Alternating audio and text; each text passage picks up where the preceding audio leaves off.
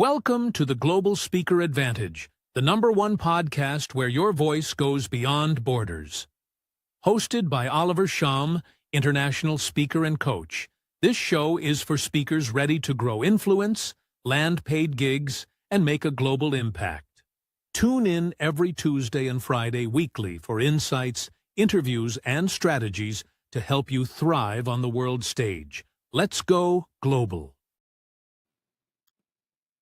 Hello, everybody. Welcome. Of course, we are excited to host you tonight. It's another great edition of our podcast. And of course, this is the second episode for the year 2026. And I have with me here an outstanding, remarkable, impeccable speaker, coach, and a thought leader in the speaking industry in the United States of America. And friend, it's definitely going to be an exciting time with this conversation with you. Our guest for today, and of course, one of our earliest guests for 2026 for today is not any other person but the one and only Orly Amor. Hey, Orly, welcome. Thank you, Oliver. And only the one and only that also has a name that starts with the letter O. Wonderful. So, Orly Amor, we are talking about how to be able to speak to make millions. The part no one tells you. You've been in the speaking industry way ahead of me. Like, you've done this thing for 25 years. I've done it for 16 years. So you are my senior colleague. And I wanted to tell our audience where the speaking industry has been, where it is now, and where it's going, moving forward to the future, and how each person can begin to position themselves, right now to be able to contribute to the bigger part of the cake and get their own share of the cake, please. Wow, that's a loaded question. So let me start by saying that I think there's some feedback. Give me a second, making sure. To our viewers, wherever you're watching from around the world, Europe, Asia, Africa, United States, let us know which part of the world you're watching this from. And I want to say that I just watched the match between Cameroon and Morocco, and it is so painful to know that Morocco won Cameroon. I was not happy. So Yeah. for this the match, kudos to you, and courage to those who lost the match. Okay, over to you, Oli. Yes. So the first thing I think that we need to talk about is where this industry has been, right? Many people think that today you need to be on a big stage with a lot of people, and that's the only way that you will get paid. And what's good about today's world is that you don't have to. You don't have to be on big stages. You can make a lot of money and get paid to speak with small groups as well. So we need to get away from the image of, oh, I got to be on a big stage with 2,000 people in the crowd, and that will make me a lot of money, instead of thinking, okay, where can I just make impact? And even if it's a small group, can I get paid to make impact on a smaller scale, which is an amazing opportunity here. The other part that you said, it's very important to understand, is when the pandemic hit, everybody just got out of the woodworks and said, I want to be a speaker. I should be paid $10,000 to speak, right? And it's okay to feel that way. And it's okay to just get out there, which is actually very important to get out there. But we need to understand what really happened during the pandemic. See, I like to say that there are 64,000 events a day in America alone, Canada and the United States, that pay speakers. And by saying that is that during the pandemic, they just did not all disappear, right? So what really happened? What really happened is that we're going to separate it into 3 groups. The first one is the ones that just said, you know what? We don't know where this is going. We're going to cancel our event. We're going to regroup. We're going to relook at what's going on, and we're going to restart. Then you have the second group. They were big enough, strong enough, and had all the infrastructure to take it online. So what they did is just they flip a switch, and then they sent an email to all the speakers and all the attendees. Hey, we're making this online. So wouldn't you have liked to buy stocks in Zoom when this whole thing happened, right? In December of 2019, everybody should have bought stocks in Zoom because it went viral very quickly and everybody started zooming, right? And I was one of the ones that was a part of some of the events where I got paid, and now they canceled. They didn't cancel. They just made it switched to online. And then you have the third group, which is the most important group. It's the one where they didn't cancel, they just postponed the event with the contingency that if this pandemic goes on, they will be equipped to take it online. What happened to them was the worst thing ever. Speakers were canceling on them. So when my clients were calling me, hey, what do I do now? I would say, just keep going, keep going. And what really happened is that some of my clients and myself included were getting hired to multiple events at the same time. What the pandemic did for our speaking industry is propel it into the future by 13 years. And now when people understand the industry can say, then I need to keep going. Yes, get out there and just keep going. Oh, I love that. And this is very exciting, Orly Amor. Now, to somebody who has joined us already, and for those who will be joining us moving forward, and even those who will be watching this podcast after today, what are the two key things that you will expect each and every one of them to go away with after this our conversation? What do you expect everybody to learn in this conversation tonight? Well, first is that 2026 is going to be amazing of opportunities that you need to get out there and you need to produce yourself to others. Here's the thing. I get a lot of this where people come and talk to me one-on-one and they say, well, I never heard of you. And I say, well, I never heard of you either. That makes two of us. So stop dropping names. There is no need for that. There's room for everyone. Oliver is doing his best. I do my best for my clients. Everybody should just stay in their lane. Stop looking sideways. Stop wasting time. Stop thinking that you're all that in a bag of chips. I wrote the book on it. Public speakers, you're not all that. 12 reasons why event planners won't hire you. Stop thinking you're all that. As you are in your business, you need to also understand that you need to continuously grow as a speaker. Even I am still growing as a speaker, and I've been speaking for 28 years full time. I've always been paid to speak, but I never stopped learning, Oliver. And I think that that's where you and I meet, meeting of the minds is so important here, is that we even realize that we can work with each other, that we can help each other, that we can produce more things for our communities. Because guys, there's 8 billion people on this planet and everybody still needs us. That's exciting. Yeah, that's exciting. It's going to be a very exciting conversation. To somebody listening this from who just started, maybe who just launched their speaking career for the past 6 months or 1 year, 2 years, what are the 3 things they have to start doing right now in order to start getting opportunity to speak and to deliver keynote speeches? It's a great question because, there's no lack of opportunities. This is up to 2025. It was $132 or $34 billion industry. And it grew to 2026 now. It's 185.9 billion industry in the world. Stop thinking of shortages. Stop thinking of lack. There's an abundant amount of speaking opportunities and money for all of us. See, I never feel any competition. I never feel any kind of lack or shortage because there is so much of everything.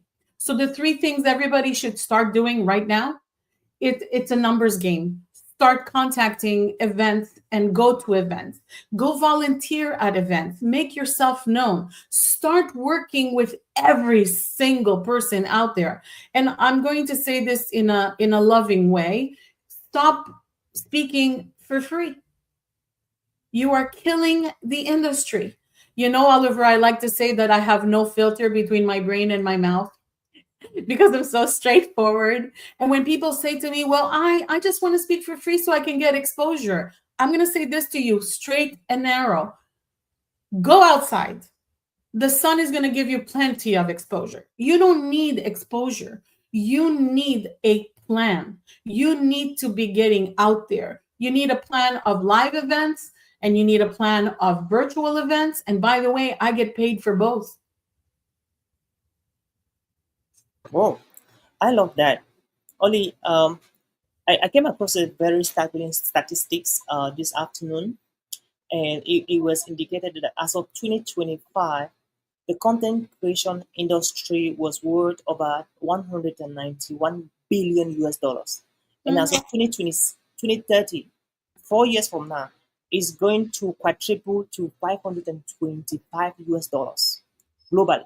And right now, as we talk, we have over 200 million content creators around the world. Guess what? Over 52% of them are already making money from content. YouTubers, speakers, TikTok and Facebook and Instagram. What do you have to say on the importance of content creation for speakers, even to start earning from the YouTube content before they start earning from the stages, please? What's the future? Well, the first thing I'm going to say is that humans will still need humans, right? We still need each other. We still need to connect to each other. So the human connection still needs to be there. The content creation, unfortunately and fortunately. So the fortunate part is that yes, you can still make money with it. You can still get into the bandwagon of making content. But the more you're going to spend time making content and not getting out there and speaking, you're going to lose on both waves. You're not going to win on both waves because you cannot be one and the other without having a plan. It's always about the planification of it. So you can do an hour a day of content creation and an hour a day of making yourself known in the business of public speaking. Get out there, right? What are you doing with the rest of your days? Right? Are you coaching? Are you cleaning houses? Are you having a job? So you got to know what you're doing on a regular basis. See, I guarantee people will make 150K their first year in public speaking by doing it 1 hour a day, 5 days a week. But 98% of speakers are still making less than $70,000 a year, which is poverty level in the United States. So what do we need to do to change the narrative about content creation versus speaking is to do both, number one, but to have a plan, not just to do it, to do it. People just are putting content out there, but they have no plan for the content. So the content that is not irrelevant will probably fall off the planet. How much content creations has there been that is not being used at all? Because it's not being marketed, because it's not being translated, because it's not being promoted. And that's not nor here or there, where we can talk about this all day long. That's exciting. And this is very interesting. A lot of speakers get. I remember there's a very good speaker from Africa, South Africa, Bosi Temokwayo. He got a YouTube video, just a short video, and because of that video he posted, he got to speak in Dallas, Texas, last 2 years, and people just watched the video and they said, "I will need this guy to speak in my event. I will need this lady to speak in my event," and you're just really adding a lot of emphasis to that.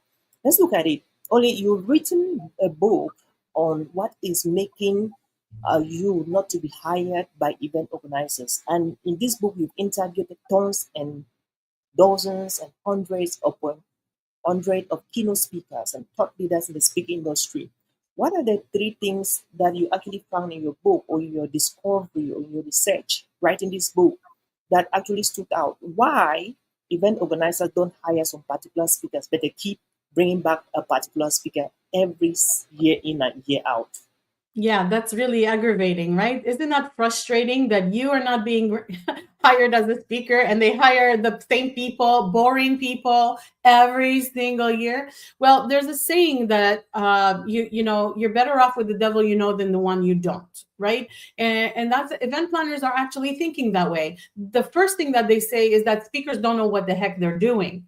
So what people are doing, and in the business side, and I'll tell you why, they don't know how much to charge, when to charge, how to scale. This is a business. And they don't know what to say when the event planner says, "Oh, we don't pay speakers." That's not even true. They don't want to pay you. And that's a harder pill to swallow. What do you say when they tell you that they have no money?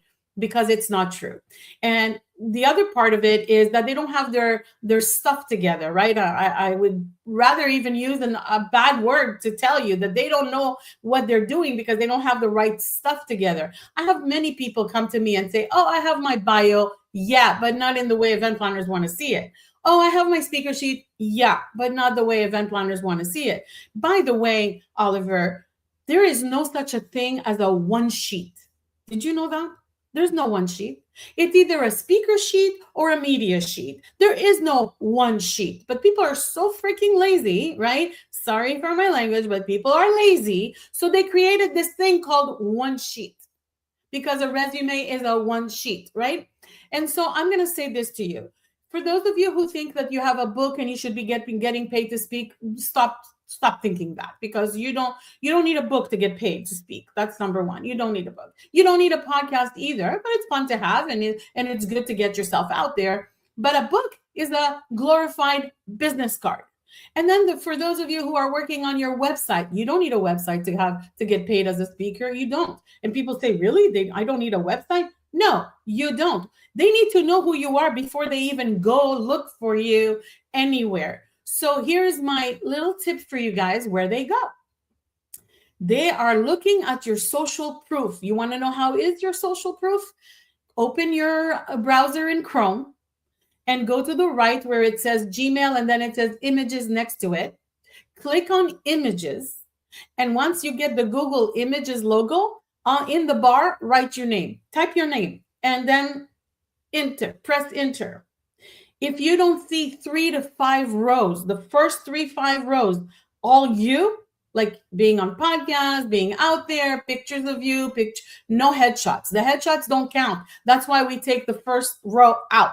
But everything below that, if you don't have social proof, that is why you're not getting hired as a speaker. So maybe instead of putting all this content creation, you would get on podcasts, on summits, and start promoting yourself and making sure that the host is promoting you too. That will build up your social proof. That's where they go.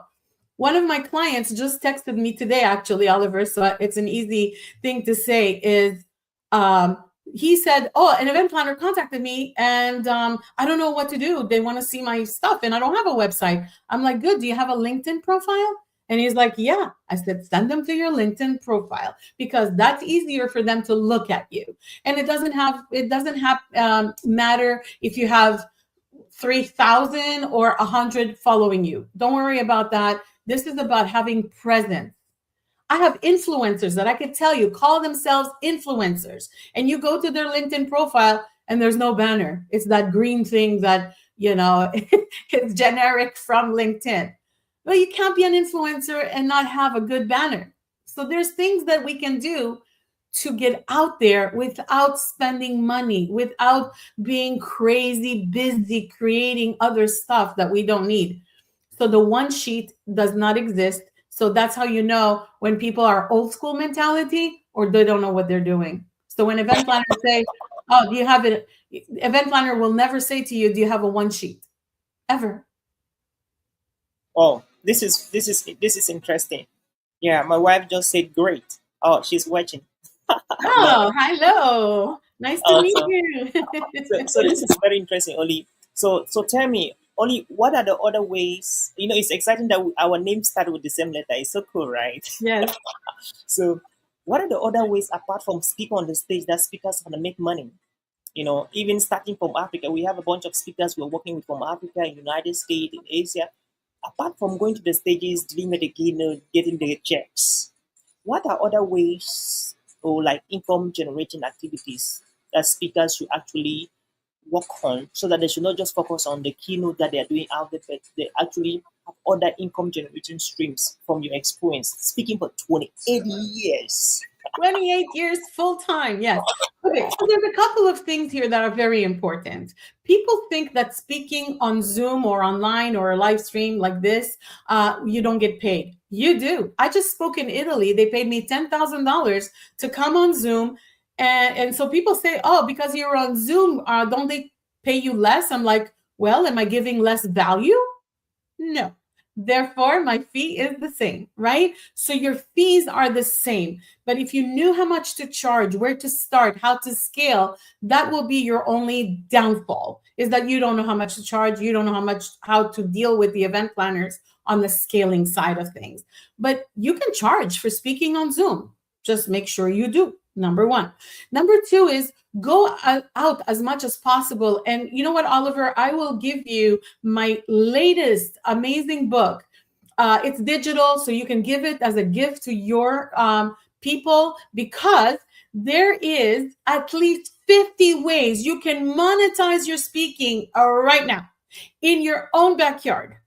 But you don't know that that is there. And so I will give you that. And some things can work for all over the world. And some things, maybe you can think of other modalities in your own backyard, but some events are in your backyard. And here's the one that blows my mind that people don't use. And when they start using it, it's crazy what happens.